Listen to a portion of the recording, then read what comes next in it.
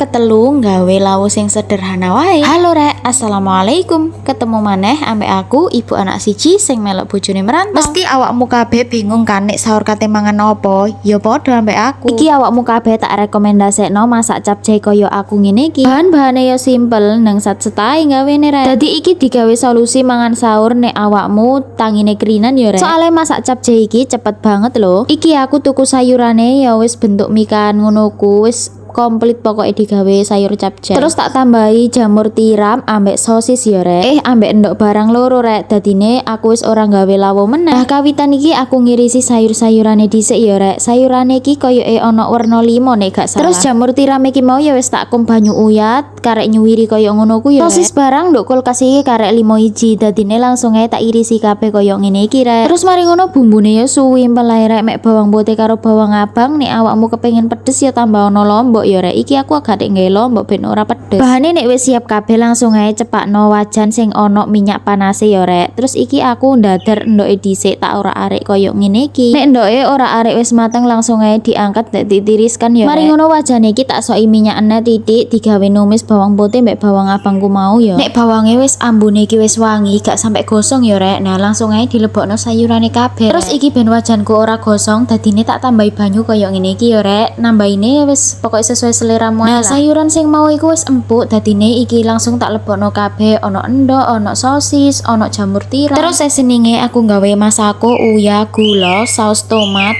karo kecap ya rek. Soalnya ya ketepaan saus pedis ndok omah iki entek rek. Dadine wis ora pedis-pedisan, iki wis original ae ya rek. Nah nek wis mlebu kabeh langsung ae diaduk diorak-arik sampai kecampur rata ya rek. Nah dadine koyo ngene wis rek sahurmu nang masak capcay dijamin telap-telap oleh mau mangan.